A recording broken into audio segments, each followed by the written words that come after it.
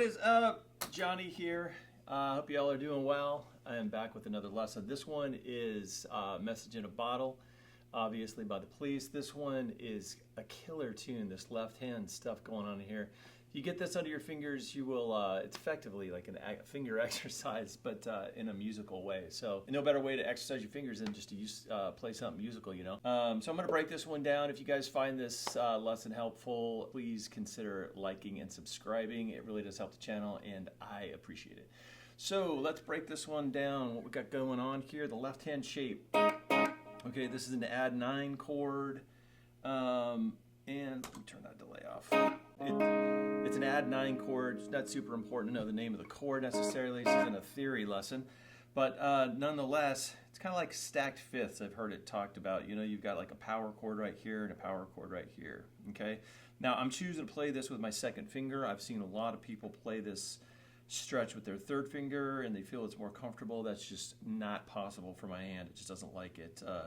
And I'll explain to you a little bit later why this is not an optimal fingering for this. Okay, so I'm going to go index finger on the A string, 4th fret, second finger on the D string, 6th fret, and then this big stretch over to the G string, 8th fret. So we're at 4, 6, and 8. Okay, now if you take this shape right here and you move it down a set of, okay, this might be a lot of a stretch.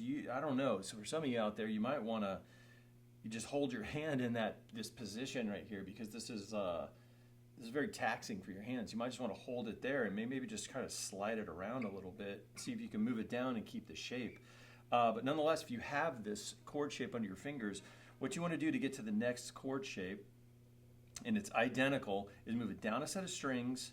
Okay, down is this way, down in pitch, but up a fret. So you're going to end up with your index finger at the 5th fret. So 5th fret, 6th string, 7th fret, A string, 9th fret, D string. Okay, it's the same exact shape. So we went from here to here. Okay, that's the chord change. Now what we're going to do is we're going to take this chord shape, my fingers, this third finger's not doing anything, is we're going to move this up 2 frets, a whole step. Okay, so now we're at 7, 9, and 11 on the E string, A string, and D string. Yeah? Just like that. Okay? Now, we're going to take this shape, same exact shape, all right? We're going to move it down to the 2nd fret. Now, this is where things get a little bit intense with your left hand because that stretch is very wide. What's going to end up happening, you're going to end up playing these separated, obviously. Okay? It's a good idea if you can just get your hand in this position, you know? So this is why I don't play this chord shape with my third finger. To stretch between those two, it's very difficult. At least for my hand it is, you know. But whatever works for you. If the first, third, fourth is going to work, do that. If it's it's the way I'm doing it, whatever. Just get it to happen, okay? So we've got that chord shape, and then that is quite, literally the entire intro. But now what we need to do is pick each one of these separate. So what you're going to do is you're going to make this chord shape, 4, 6, and 8, okay, the frets. You're going to pick each one of those separate so you can lay your hand down. So there's some relief in the fact that you don't have to leave your hand in this position. You can kind of pick it up and kind of float it over if your hand won't hold the entire chord shape, okay? But nonetheless, we're going to pick these through, and I'm alternate picking down, up, down, down, up, down. So I just went to the next chord shape, 5, 7, 9. Up a full step. Okay, same thing. We're picking down, up, down, and then down to this big stretch, 2, 4, and 6. Okay, now right there is where that little slide happens. Okay, and all that is your pinky is going to slide from the 6th fret to the 7th fret on the D string, and then the riff will start over. So let me play this through really, really slow. What I'm going to do is I'm going to play the chord shapes by themselves, and then I'll play it with the picking part really, really slow, okay? So these are just the chord shapes. My third finger's not doing anything.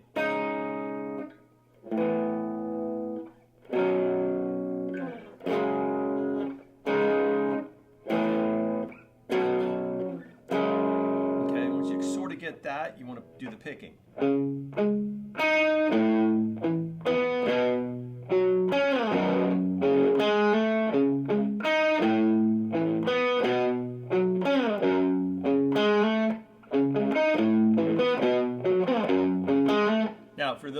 out there that hybrid pick, you use your pick and your fingers. It is totally possible to do that, and you might actually even catch me doing that sometimes. It doesn't sound quite like the pick, but nonetheless, it can be done that way. So pick, middle, ring on your right hand. You could get those done.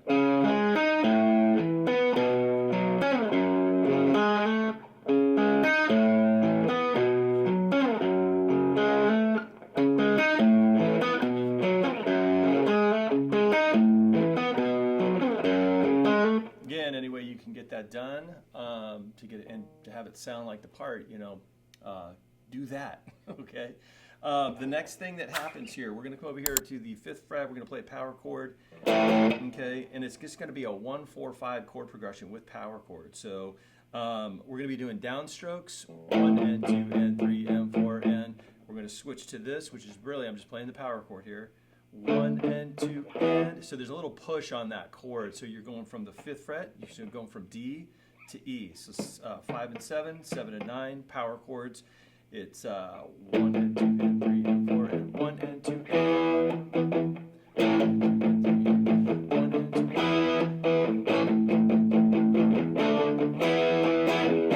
and then what's going to happen is you're going to come down here to the 2nd fret. Same thing, we're just playing power chord, okay? And you can put this pinky in here if you want. You can just play the 1 and 3, it does not matter.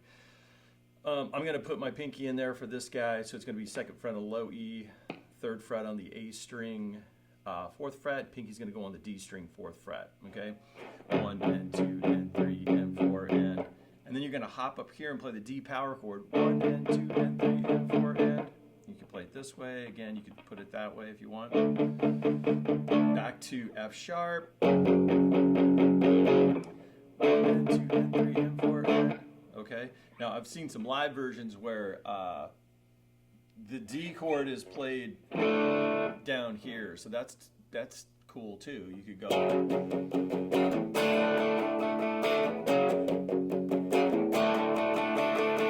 Okay, so D without your 2nd finger, that would be, you don't want it to sound, you don't want the major 3rd in there, the 2nd finger note. That's not gonna be great for the tune. So, but the open position chord works great. Okay, and then what we're going to do from this section is we're going to move a half step down with our 1st finger. We're going to put our index finger, and this is going to be a C sharp minor 7 chord. We're going to put our 3rd finger on the D string 6th fret.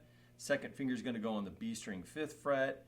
Okay, and you're going to play through that from the 5th string. Now my 1st finger is muting out the bottom, the low E string, the tip of it, so that you just get a nice even strum, relaxed with your right hand. Okay, and then what you could do is you could play an A major chord, just full bar chord right here. So I'm at the 5th fret barring through.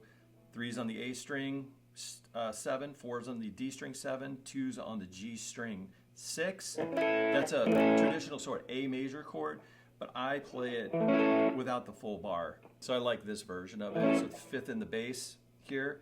I kind of like that better. Throw that chorus on. So you can hear the difference between, I'll just give you an example. That's without the low E or the root in the bass. If I put the root in the bass, you've got that sound. So you've got that voicing that is root 5th, root 3rd, right? But if we take this out, we've got that voicing of 5th in the bass. So 5th root, 3rd, okay? So you're going to go back and forth between those. We've got C sharp minor 7, A, C sharp minor 7, A, C sharp minor 7, A, and then what we're going to do is we're going to come down to the 2nd fret and just play a straight old F sharp minor chord, root 6, barring across all 6 strings here. So E through E, 3rd finger's on the A string 4, pinky's on the 4th string 4, and you're barring through. Okay? And then you're back to your riff.